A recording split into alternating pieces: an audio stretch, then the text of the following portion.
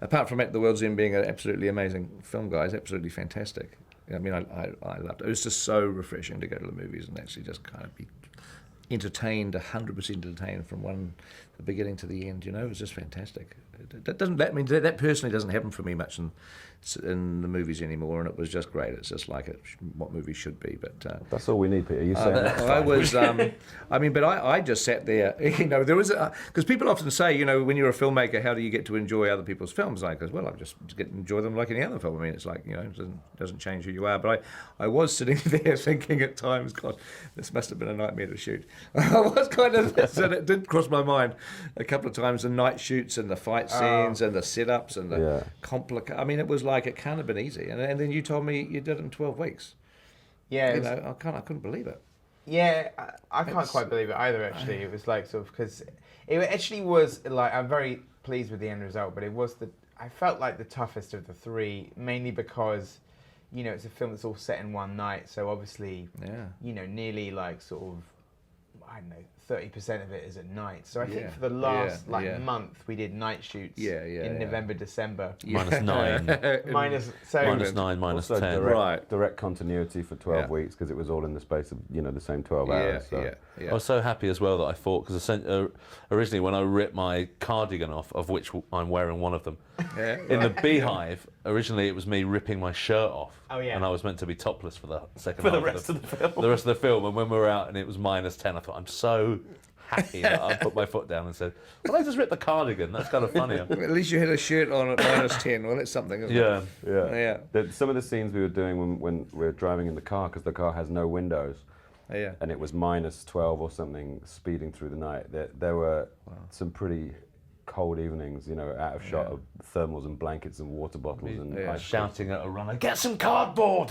And them getting cardboard, and then between shots, me and Paddy and Simon and Roz would hold the cardboard up against the shattered windows to stop the wind whipping through, and then we'd pull them down and we'd shoot. It's all good fun. It's funny though, like sort of doing, you know, like it's interesting doing a film that's all set in one night, because everything about that shoot makes it so intense, kind of focusing on like a shorter time period, and it felt absolutely exhausting making it, but it seems to sort of like feed into the intensity on screen in a good way. Like, it's interesting, you know, you were saying, Peter was asking me last night, you know, how did we do it in 12 weeks with all the fight scenes? And I said, well, you know, the trade-off is that to get to shoot like, you know, 4 days on this fight, I have to take another dialogue scene that's an argument or something and do that in 1 day. That's like 5 pages of dialogue. So that's something that, but I think that kind of helped in a way, because then some of the dialogue scenes that are also intense are done over a shorter period, so you guys can really concentrate. It also helps enormously that the cast that we got, that we wanted, are people that we, with the exception of Eddie, who Nick had worked with before, but who we knew would fit straight in with that, because he's such a professional, Eddie, he's an incredible actor, that we had a kind of shorthand and a chemistry that was immediate and enabled us to do those sort of snappy dialogue bits effectively, because I think if we hadn't have been in sync with each other, it would have been impossible, you know. You can lose it as well, I think, if you have a scene which is full of emotion and anger that then goes over 2 days, it's difficult to recapture that same feeling again, you know. And how many takes are you doing in some of those sorts of scenes, those dialogue scenes? Because they feel, I mean, it's a total tribute to you guys. They feel alive and spontaneous at the moment. Like, you know, do you get to perfect that over several takes? That's down to that guy. I mean, we tend to.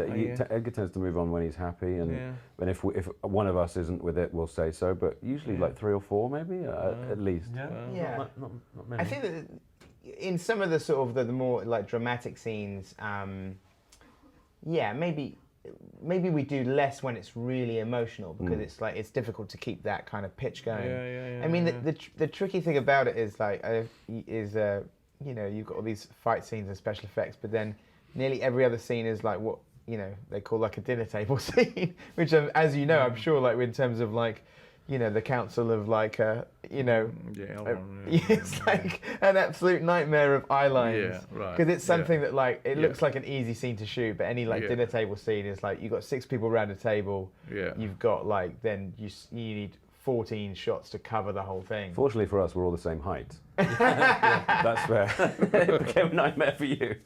And I mean, there's a lot of stuff in that movie that I mean, you know, I would imagine you're going into some of those scenes, not obviously all of them, but some of them scenes knowing exactly where you're cutting. Yeah. I mean, you know, there's head turns where you're cutting to an opposing angle right in that moment, all that. I mean, all of this.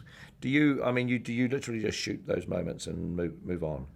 You don't, is that how a lot of the shooting's done, is it? Yeah, I think, you know, like to try and You get know all what that. you want, you know the exact little bits that you're going to use. Yeah, and Yeah. sometimes I'll tell the actor, I'll say, this shot is for this line.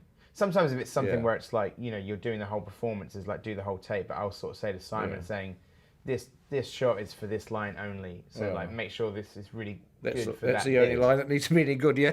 Yeah. So it's like, so I think Yeah, that's you know, that's sometimes it's you know, like sometimes it's just the only way to get through it is that I think also because when we write the script, we don't really kind of improv around it at all. We rehearse the script, we add in lines from rehearsal, but then we kind of keep tight to it. And because like the scenes always have, it's something we kind of learnt from doing TV, is that to sort of like come in late and finish early, so it's always got like a start and an end. And so that way the sort of just the transitions always like sort of work. It's like this is the first Yes. line of the scene and this Yeah. is the last, and there's no Yeah. extra argument at the end of the scene. Also, or anything. improv tends to, if people are working around a script and not just improvising flat out, the improv tends to happen either at the beginning or the end, which makes transitions quite difficult because they'll just sort of like keep going rather than. Yeah. So we're always very careful to have hard outs, you know. So if improv does happen, it will happen in the midst of it and be very slight. But we come to set with a script which is rigorously kind of planned out so that we have those moments. Improvisations at the end of a scene can go on indefinitely because no other actor wants to let the other actor have the last Also, last convenience word. It is just the goes worst on thing. forever. No, I think you see that in like, especially in like the American improv heavy comedies, like basically like all scenes end in an argument. Yeah. Because like sort of the various improvisers are just kind of going and going and going until one of them has run out of steam, you know. Yeah. And so what's your script writing process like? I mean, how do you guys work? It's disciplined, isn't it? We have a method which we've kind of refined over the years from Shaun to here. So that with this one, it was kind of it felt easier in a way because we went away. We came up with the initial idea, then we had a weekend away when we just brainstormed all the mythology of the movie. Right. And then we start big in terms of the beats and the size, and then specify until we're down to like punctuation. So like you start like with a treatment, a sort of scene breakdown. Yeah, Well, yeah. you start with the beat and then you just refine it down. Exactly. And yeah, eventually the dialogue's the last thing that kind of goes in, basically, once yeah. you've got a shape, structure and a shape. Yeah. Well, right. and also with this one as well, we had this thing where we had this big flip chart, but we also had the pub crawl itself. So that actually became Yes. like chapters in terms of, Yes. okay, we got Yeah. 12 pubs, and this is going to happen in this one, and this is going to happen in this one. So we knew, like, we like measured it out in terms of where we're going to get to. So, Yeah. you know, even within the 3-act structure, we knew where, like, this is act 1, these kind of up to this point, and then this is the 2nd act, and this is the 3rd act. But we, so we had that kind of like plotted out, and then we knew. Then we worked in like which characters are going to come in and out of it, like what's going to happen in it. And then we tried, once we had what the scene was, we tried to name the pub after what happens in the scene. So we like the idea of the pub signs or the pub names being like tarot cards. Yeah. So both the name of the pub and even the artwork in the pub, you know, is something that happens within the scene. Does it apply to the famous cock? It does, Yes. because in the famous cock, he is like you're bragging. They still know me because I've been from the incident. So I'm Yes, Yes. exactly. It's like he's the famous cock. Yeah, It's like, famous oh look, cock. he's Yes, right, he's yes. barred, so he's the famous cock. Don't let that guy in. He's barred for life. He is the famous cock. It's interesting. If you look at all the artwork on each of the pub signs, Yeah. they are very, very indicative of even to the point of some of the characters inside the pub are on the pub signs. Yeah. Right. Okay. And the Arena Tavern, which is in the film The King's Head, have decided to keep the name The King's Head. They're calling it the King's Head Tavern because the locals call it the Tav, so they wanted to keep the tavern. And the sign, which is actually me, is staying as the Right. pub. Yeah. So Fantastic. there you You're on go. a pub sign. Yeah. Does that mean free beer from this point on? I don't drink anymore. This is the Right, ironic thing. It's right, like yeah, at a time when I could. yeah. Hot Fuzz got us off so many parking tickets and speeding tickets. Oh, This really? pub could have, this film could have got us so much free booze. Damn healthy lifestyle. It's not going to take long before somebody opens the World's End. Well, there's. I mean, that's going to happen, isn't it? Oh, well, there Oh, yeah, are a hopefully bunch they- of them anyway. Oh, are there? Okay. All Right. of the pub names in the film are all real. Right. And in some of them are quite commonplace. Like World's End is quite a commonplace is it? pub name. Is it? There's one in Okay. Edinburgh. Okay. There's 3 in London. People keep sending us photos of ones Right. around Oh, the wow. country. Specifically, though, there's one in Camden Town which we always used to Right. meet in. Oh, yeah, I had my right. first date with my wife in. Right, So it's kind okay. of. I didn't know yeah. that. Yeah, me and Maureen had our first date in the World's End. I fell off the wagon in the In world. the World's End. True. It's quite a significant place. Yeah. We used to Right. we used to go to when Simon and me used to live kind of in the same area of London. There was a cinema, it's still there, the Odeon, Camden Parkway, and we used to go there because it was equidistant from our houses and see things like Run Lola Run and X-Men. I remember specifically those two, and I'll meet you in the World's End before, and it always used to strike me as a funny thing to say. I'll see you in the World's End. I'll meet you at the World's End. Yeah. So that sort of like that name always like stuck with me as like there's something great about that name. And so when we were writing the film, there was no other title, and like especially when we kind of like had to kind of like sort of lay claim to that title and make sure, because obviously other films have similar like it has to be called The World's End. There is no other title because that's the name of the bar. Yeah. Well, what's funny is that all of them are real pub names. And most of them are quite commonplace ones. Obviously, things like the King's Head and the Mermaid are very commonplace. But then the famous cock, there's one. It's around the corner from my house in London. But there's only one, and I didn't realise that. I thought, it must be like a well-known one because that's the famous cock. It's on Highbury Corner, and then it turns out there's only one. So then we had to get permission from them. Because when it was only one, you had to get permission from that pub. We did end up in a pub on my stag do called the Cock. Do you remember in Belgium? Yes. Yeah. But the famous Belgium cock. An ironic place for a bunch of guys to end up in on a stag night. Well, if you notice in the American trailer, they cut out the famous cock. Did because they? It's considered risky, but it's the name of a bar. I know. It's a cockerel. Cockerel, yes. Well, they don't get that. Do they have cockerels in the States, guys? They call them roosters. Roosters, the famous rooster. And so when you guys finished Hot Fuzz, did you have the barest notion of what this one might be about? Well, I told this. Did you kind of have any sense, pub, even just the barest theme or anything? Did you? Well, this is absolutely true. Is that I told this story last night, but it's absolutely true. Is that when I was last in Wellington, actually, which is crazy, like 6 years ago, we had done the screening at the Embassy of Hot Fuzz, and we were flying back to Sydney, and I was sitting on the plane, and I had I think it was around the time that Superbad was about to come out. And I was thinking about that film, and that I had written a script when I was 21 called Crawl, about teenagers on a pub crawl, and sort of teenagers illegally drinking, and sort of something in a kind of American Graffiti kind of vein. And I was thinking about that film, that I'd never done anything with it, and that I would probably never do anything with it. And then I thought, oh, what if that was just the start? And what if it was actually about the older guys trying to recreate it? And then at the baggage carousel in Sydney, I remember going up to you and saying, "Hey, I got an idea. I think this is there's something in this. What if it was?" I think you were vaguely aware of the script, and Nick had. The thing I remember is as we were landing in Sydney, you said, "I've got a great idea." As we were landing, because I remember him saying it to me across the plane. And the thing that I remember first of all wasn't Crawl, which I knew about because we discussed it a few times over the years. Was the idea of going back to where you're from, which we had kind of done with Hot Fuzz, and it being very, very different, and you having to come to terms with the fact that it's because you were different, not because the place was different. But the joke was, it was really different because it had been taken over by alien robots. That was the kind of broad kind of idea. But it was it was Edgar's Crawl script that sort of sparked it. And in a weird way, like it had the other thing that sort of tied in with Hot Fuzz was actually in the making of Hot Fuzz, I went back to my hometown. So that's my hometown. So there were elements of I'd been back a number of times over the years, but it's always a sort of a slightly strange and bittersweet, feeling. And you came to visit us in Wales. Which is a beautiful, beautiful place.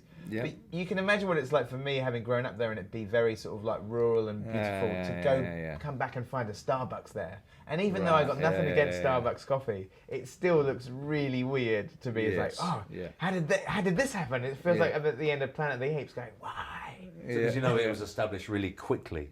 Well, sorry. Just the actual the shot fitting it out probably occurred overnight as well. Yeah. You know, they're really good at just coming in and changing it, and wow, how did that get there? You know, just like it had landed. And that tied into to that tied into the concept of the movie as well, without giving too much away. In terms of what the enemy was, this kind of this almost sort of corporate force, almost not like a single planet. It's like a. Well, I remember in discussions on at Cowley Manor, the first phrase we had was a sort of intergalactic Facebook that wanted to take over. You know, was gradually befriending, but shaping planets. Yeah, I get it. It's funny. I sort of find like what kind of like, and I don't know if this is the same in New Zealand if you have it with bars and stuff, but that.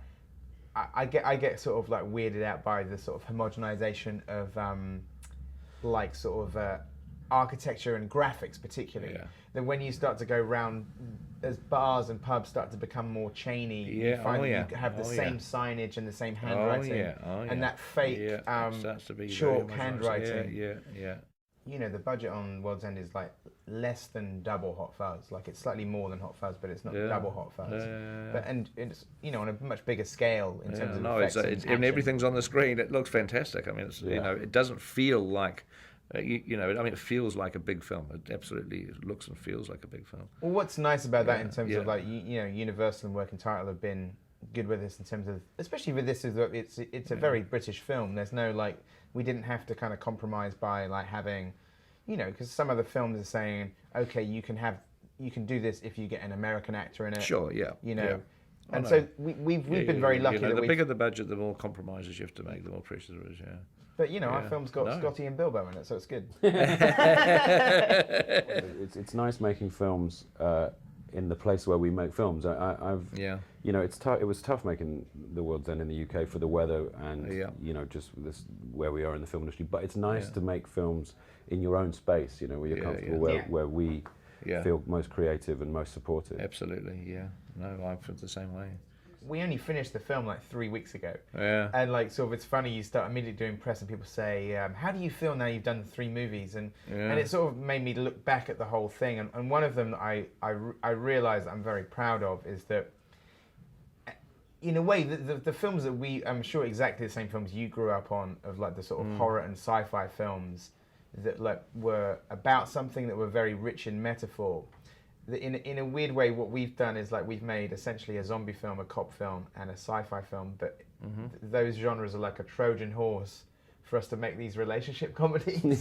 Right? So we've kind of snuck in, like, and especially with the new one, I think it's like, you know, it's probably the most, you know, like sort of, I think, obvious to anybody who watches it, the sort of most personal one in a way. No, the characters in it are very rich, and that's what's great. I mean, it's a genre. It's got all this great genre stuff in it, but it's also got a story that really means something.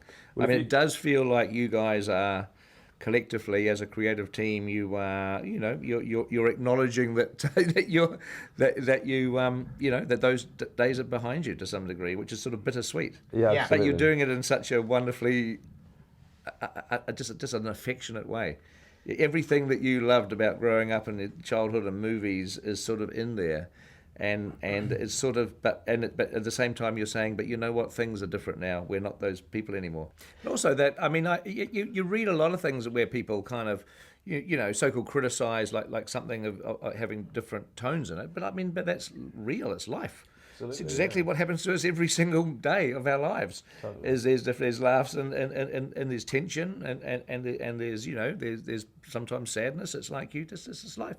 And it's real. It's real. And you can't have one without the other. Each one, you know, you can't have light without formula. shadow. It's not formula. That's what it is. It just happens to be kind of a little bit better than formula. You know, so somebody said the other day, oh, do you think this is the darkest of the 3? And I said, well, Shaun does shoot his mum in Shaun of the Dead.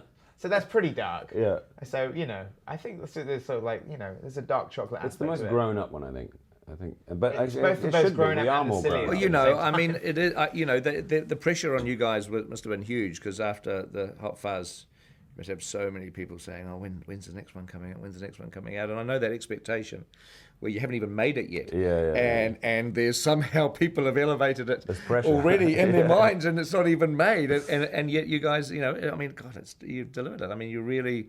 if this is the third, this is the climactic movie in your Cornetto trilogy, it's man, you've served it up, big time. Thank you. It's fantastic. It's yeah, yeah, great. We're gonna make that the closing statement. That was a nice note to go out on. Thank you.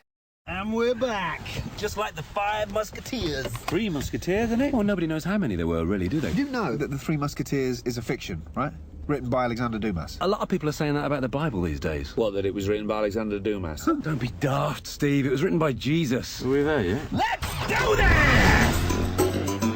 They haven't seen each other in 20 years. I'm free to do what I want. But tonight, they're returning to their hometown to finish the ultimate bar crawl. This is our chance to finally conquer the Golden Mile. 12 pubs, 12 pints. And this time, they're going to make it to the last bar, the World's End. Let's go! What do you recommend? Beer. We'll have 5 of those, please. 4 of those and a tap water. What? Look who it is. Wow, long time. Gary. Willkommen. Bienvenue. Welcome. Oh, it's weird, isn't it? You come back and everything's sort of different. I suggest you get on your way.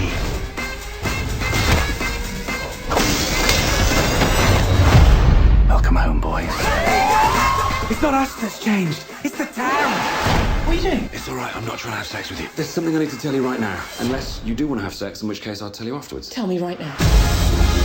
What did he say, Sam? Newton Haven has been taken over by robots. Did you believe him? We should head back to London. A, we're all drunk. B, we've got blood on our hands. It's more like ink. We've got ink on our hands. From the creators of Shaun of the Dead and Hot Fuzz. Let's climb down the drain pipe. I got a better idea. Climb down the drain pipe.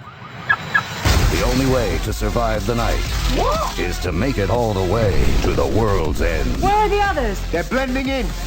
Hello, I am a robot. We're just 5 friends on a night out, having a good time. The World's End. What the hell is that? We are going to get to the World's End if it kills us. Oh no.